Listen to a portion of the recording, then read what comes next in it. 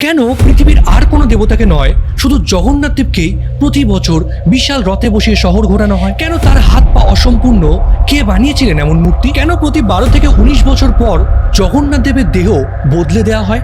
আর সেই রাতে এমন কি ঘটেছিল যার জন্য পুরো শহরকে অন্ধকার করে দেওয়া হয়েছিল? মূর্তির ভেতরে লুকিয়ে থাকা সেই রহস্যময় ব্রহ্ম পদার্থ আসলে কি? কেন লক্ষ লক্ষ মানুষ বিশ্বাস করেন রথের দড়ি একবার ছুঁতে পারলেই বদলে দেওয়া যেতে পারে ভাগ্য? এগুলো কি শুধুই ধর্মীয় বিশ্বাস, নাকি এর পেছনে লুকিয়ে আছে এমন কিছু ইতিহাস যা আমরা আজও পুরোপুরি জানি না? নমস্কার, আমি সৌমেন।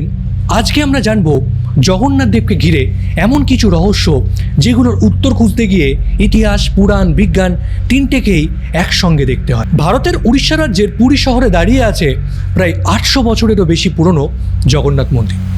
প্রতি বছর প্রায় 2.5 মাস এলেই এই শহর বদলে যায়। পৃথিবীর নানা প্রান্ত থেকে লক্ষ লক্ষ মানুষ শুধু একটি দৃশ্য দেখার জন্য আসে, সেটি হলো 3টি বিশাল কাঠের রথ। হাজার হাজার মানুষের হাত একসঙ্গে দড়ি টানছে, আর সেই রথের উপরে বসে আছেন জগন্নাথ, তার বড় ভাই বলরাম এবং বোন সুভদ্রা। এত বড় ধর্মীয় উৎসব পৃথিবীতে খুবই কমই আছে, কিন্তু আশ্চর্যের বিষয়, হিন্দু ধর্মে অসংখ্য দেবদেবী থাকলেও এই ধরনের রথযাত্রা সবচেয়ে বেশি পরিচিত শুধুমাত্র জগন্নাথ দেবকে ঘিরে। প্রশ্ন হলো কেন? এই প্রশ্নের উত্তর খুঁজতে হলে আমাদের ফিরে যেতে হবে 1000 বছর পুরনো এক কাহিনীতে। পুরাণে বলা হয় জগন্নাথ কেবল একটি মূর্তি নন, তিনি স্বয়ং শ্রীকৃষ্ণের এমন এক রূপ যিনি তার ভক্তদের কাছেই নিজেই বেরিয়ে আসেন। সাধারণ মানুষ দেবতার মন্দিরে দর্শনে যায়, কিন্তু রথযাত্রার দিনে যেন নিয়মটা উল্টে যায়। দেবতা নিজেই মন্দির ছেড়ে মানুষের মাঝে আসেন। ভক্তদের বিশ্বাস, সবাই তো মন্দিরে পৌঁছতে পারে না, তাই বছরে একবার জগন্নাথ নিজেই তার ভক্তদের কাছে যান। এই যাত্রার গন্তব্য কোনো সাধারণ স্থান নয়, মূল মন্দির থেকে প্রায় 3 কিলোমিটার দূরে গুন্ডিচা মন্দির। প্রচলিত বিশ্বাস অনুযায়ী এটি সেই স্থান যেখানে কৃষ্ণের শৈশব স্মৃতি, পারিবারিক আবেগের প্রতীকী প্রকাশ ঘটে। অনেকেই একে কৃষ্ণের মাতুলালয়ে যাওয়ার প্রতীক হিসাবেও ব্যাখ্যা করেন, অর্থাৎ এটি কেবল একটি শোভাযাত্রা নয়, দেবতা নিজ গৃহ ছেড়ে মানুষের সঙ্গে মিলিত হওয়ার এক অনন্য আচার। হয়তো সেই কারণেই লক্ষ লক্ষ মানুষ রথের দড়ি ছুঁতে প্রাণপণ চেষ্টা করে। তাদের বিশ্বাস, এই দড়ি শুধু কাঠের রথ টানে না, এটি মানুষকে ঈশ্বরের কাছে নিয়ে যায়। শতাব্দীর পর শতাব্দী ধরে এই বিশ্বাসী রথযাত্রাকে শুধু একটি উৎসব নয়, বরং কোটি কোটি মানুষের আবেগে পরিণত করেছে। কিন্তু এখানেই শেষ নয়। রথে বসে থাকা 3টি মূর্তির দিকে যদি আপনি একবার ভালো করে তাকান, তাহলে একটি বিষয় নিশ্চয়ই আপনার চোখে পড়বে। পৃথিবীর প্রায় সব দেবতার মূর্তিতেই সুন্দরভাবে তৈরি হাত, পা, আঙুল, অলংকার সবই থাকে, অথচ জগন্নাথ, বলরাম আর সুভদ্রার মূর্তিতে নেই সম্পূর্ণ হাত, নেই সম্পূর্ণ পা। এমন অদ্ভুত রূপ আর কোনো বিখ্যাত হিন্দু মন্দিরে হয়তো আর দেখা যায় না। তাহলে এমন মূর্তি কেন তৈরি করা হলো? এই প্রশ্নের উত্তর দিতে গিয়ে পুরাণ এক অসাধারণ গল্প শোনায়। মালব দেশের এক রাজা একদিন স্বপ্নে এক অলৌকিক নির্দেশ পান। তাকে বলা হয় সমুদ্রের তীরে ভেসে আসবে এক পবিত্র নিম কাঠ, আর সেই কাঠ দিয়ে এমন এক দেবমূর্তি তৈরি করতে হবে যাকে ভবিষ্যতে কোটি কোটি মানুষ পুজো করে। কিছুদিন পরে সত্যি সমুদ্রে ভেসে আসে এক বিশাল কাঠের গুঁড়ি, কিন্তু আশ্চর্যের বিষয়, শত শত চেষ্টা করেও কেউ সেটিকে তুলতে পারছিল না। অবশেষে রাজা প্রার্থনা করাতেই সেই কাঠটি সহজেই উঠানো যায়। এরপর এক রহস্যময় বৃদ্ধ কারিগর এসে বলেন তিনি সেই কাঠটি দিয়ে মূর্তি তৈরি করবেন, তবে একটি শর্ত, তিনি যে ঘরে মূর্তি তৈরি করবেন সেই ঘরের দরজা 21 দিন কেউ খুলতে পারবেন না। তার নির্দেশ মেনে সেই মতো কাজ শুরু হয়ে গেল। দিনের পর দিন ভেতর থেকে কাঠ কাটার আওয়াজ, হাতুড়ির শব্দ সব কিছু শোনা যাচ্ছিল, কিন্তু কয়েকদিন পর হঠাৎ সব শব্দ থেমে গেল। রানী ভয় পেয়ে গেলেন। তিনি ভাবলেন বৃদ্ধ হয়তো মারা গেছেন। উদ্বেগে তিনি দরজা খুলে দেওয়ার নির্দেশ দেন। দরজা খুলতেই সবাই স্তব্ধ। ঘরের ভেতরে কোনো কারিগর নেই, শুধু দাঁড়িয়ে আছে 3টি অসম্পূর্ণ মূর্তি। হাত পুরো তৈরি হয়নি, পাও নয়, আর যিনি মূর্তি তৈরি করছিলেন সেই রহস্যময় বৃদ্ধ যেন হাওয়ায় মিলিয়ে গেছেন। ভক্তদের বিশ্বাস ছিল যিনি মূর্তি তৈরি করছিলেন সেই কারিগর কোনো সাধারণ মানুষ ছিলেন না, তিনি ছিলেন স্বয়ং বিশ্বকর্মা। আর সেদিন মানুষের অধৈর্যের কারণে মূর্তিগুলো অসম্পূর্ণ থেকে যায়, আর সেই রূপই আজ পর্যন্ত অপরিবর্তিত। কিন্তু সত্যি কি শুধু এই কারণেই জগন্নাথ দেবের হাত পা নেই, নাকি এর পেছনে লুকিয়ে আছে আরও কোনো পুরনো ইতিহাস? হ্যাঁ, অবশ্যই আছে এক ইতিহাস, আর সেই ইতিহাস আমাদের নিয়ে যায় এমন এক সময়ে যখন জগন্নাথ নামটাই হয়তো ছিল না।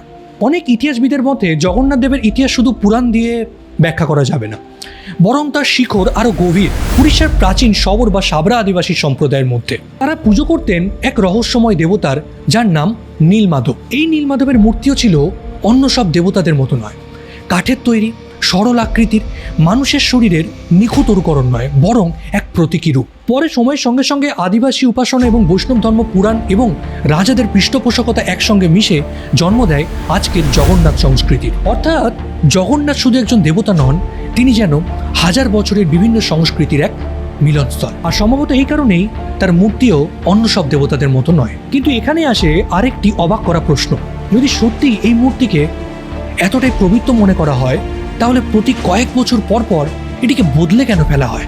আমরা জানি সাধারণ কোনো মন্দিরে দেবমূর্তি প্রতিষ্ঠার পর সেটি বছরের পর বছর, কোনো শতাব্দীর পর শতাব্দী পূজিত হয়, কিন্তু পুরীর জগন্নাথ মন্দিরে তা হয় না। এখানে নির্দিষ্ট সময়ের পর দেবতার নতুন দেহ তৈরি করা হয়, আর এই অনুষ্ঠানকে বলা হয় নবকলেবর। নব মানে নতুন, আর কলেবর অর্থ হলো দেহ, অর্থাৎ নতুন দেহ ধারণ। প্রায় 12 থেকে 19 বছর অন্তর অন্তর বিশেষ জ্যোতিষ বৈজ্ঞানিক সময়ে এই অনুষ্ঠান অনুষ্ঠিত হয়। কিন্তু নতুন মূর্তি তৈরির জন্য যে কাঠ ব্যবহার করা হবে সেটি কোনো সাধারণ নিম গাছ না। সেই গাছ খুঁজতে বের হন মন্দিরের বিশেষ সেবায়েতরা। দিনের পর দিন বন জঙ্গল থেকে এমন একটি নিম গাছ খুঁজে বের করেন যার সঙ্গে জড়িত থাকে একাধিক নির্দিষ্ট লক্ষণ। প্রচলিত বিশ্বাস অনুযায়ী সেই গাছের অবস্থান, আশেপাশের পরিবেশ এবং গায়ের কিছু বিশেষ চিহ্ন থাকতে হবে, তবেই তাকে নির্বাচন করা হয়। এরপর শুরু হয় নতুন মূর্তি তৈরির কাজ। কিন্তু এই অনুষ্ঠানের সবচেয়ে রহস্যময় অংশটি তখনও বাকি, কারণ নতুন মূর্তি তৈরি হয়ে গেলেই সেই মূর্তিকে দেবতা হিসেবে পুজো করা হয় না, কারণ পুরনো মূর্তির ভেতরে এমন কিছু রয়েছে যা নতুন মূর্তির মধ্যে স্থানান্তর করা হয়। আর এই রহস্যময় বিষয়টির নামই ব্রহ্ম পদার্থ। কিন্তু এটি আসলে কি, আজ পর্যন্ত কেউ নিশ্চিতভাবে জানে না। এটি কোনো পাথর, কোনো কাঠের টুকরো, কোনো প্রাচীন নিদর্শন, নাকি শুধু একটি ধর্মীয় প্রতীক? কোনো সরকারি নথিতেও স্পষ্টভাবে এই ব্রহ্ম পদার্থ নিয়ে কোনো বিস্তারিত আলোচনা নেই। আবার মন্দির কর্তৃপক্ষ এই বিষয়টি নিয়ে মুখ খোলেন না। প্রচলিত বিশ্বাস অনুযায়ী ব্রহ্ম পদার্থ স্থানান্তরের রাতটি অত্যন্ত গোপনীয়ভাবে সম্পূর্ণ করা হয়। সেই সময় শুধুমাত্র কয়েকজন সেবায়েত উপস্থিত থাকেন। শতাব্দীর পর শতাব্দী ধরে এই রহস্য আজও অমীমাংসিত। হয়তো এই কারণেই জগন্নাথ দেবকে ঘিরে মানুষের কৌতূহলের শেষ নেই। তবে শুধু এই রহস্যই নয়, জগন্নাথ মন্দিরকে ঘিরে আরও এমন কিছু ঘটনা প্রচলিত আছে যেগুলো নিয়ে আজও বিতর্ক থামেনি। সবচেয়ে আলোচিত বিষয়গুলোর মধ্যে একটি হলো মন্দিরের চূড়ায় থাকা পতাকা। অনেকে বলেন পতাকাটি নাকি সবসময় বাতাসের বিপরীত দিকে উঠতে দেখা যায়। এই দাবিটি বহু বছর ধরে প্রচলিত থাকলেও এর পক্ষে নির্ভরযোগ্য কোনো বৈজ্ঞানিক প্রমাণ নেই। তবে স্থাপত্য, বাতাসের ঘূর্ণি এবং পর্যবেক্ষণের কোণের কারণে এমন দৃশ্য অনেক সময় মানুষের কাছে অস্বাভাবিক লাগলেও লাগতে পারে। আরেকটি প্রচলিত বিশ্বাস হলো মন্দিরের উপর দিয়ে নাকি পাখি ওড়ে না। বাস্তবে এ বিষয়ে কোনো নিশ্চিত প্রমাণ নেই যে মন্দিরের ওপর দিয়ে কোনো পাখি আকাশপথে ওড়ে না।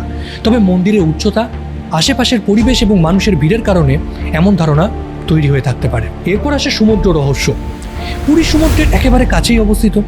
সাধারণ সমুদ্রের গর্জন অনেক দূর থেকে শোনা যায়, কিন্তু বহু দর্শনার্থী দাবি করেন মন্দিরের সিংহদ্বারে ঢুকতেই সেই শব্দ অনেকটাই কমে যায়। স্থাপত্যবিদদের মতে বিশাল প্রাচীর, প্রবেশপথের নকশা এবং শব্দ প্রতিফলনের কারণেই এমন অভিজ্ঞতা হওয়া সম্ভব। অর্থাৎ কিছু রহস্যের উত্তর বিজ্ঞানের কাছে থাকতে পারে, তবে বেশিরভাগটাই বিজ্ঞান কেন কারোর কাছেই নেই। কিন্তু জগন্নাথ দেবের রহস্য কোনো পতাকা নয়, কোনো চক্র নয়, এমনকি কোনো ব্রহ্ম পদার্থও নয়।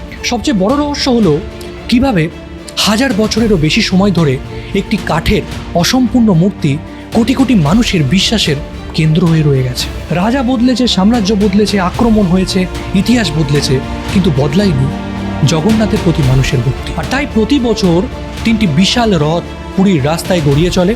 তখন সেটি শুধু একটি ধর্মীয় উৎসব নয়, যেন ইতিহাসের চলমান এক অধ্যায়, যেখানে পুরাণ, বিজ্ঞান, বিশ্বাস আর রহস্য সব একসঙ্গে পথ চলতে থাকে। হয়তো এই কারণেই আজও জগন্নাথ দেবকে শুধু একটি মন্দিরের দেবতা বলা হয় না, তাকে বলা হয় জগতের নাথ। আর হয়তো এটাই জগন্নাথের সবচেয়ে বড় রহস্য। নমস্কার, আমি সৌমেন। আজকের ডকুমেন্টারিটি যদি সত্যি আপনাদের ভালো লেগে থাকে, আর যদি এরকম ডকুমেন্টারি আপনি আরও চান, তাহলে অবশ্যই চ্যানেলটাকে সাবস্ক্রাইব করে যাবেন।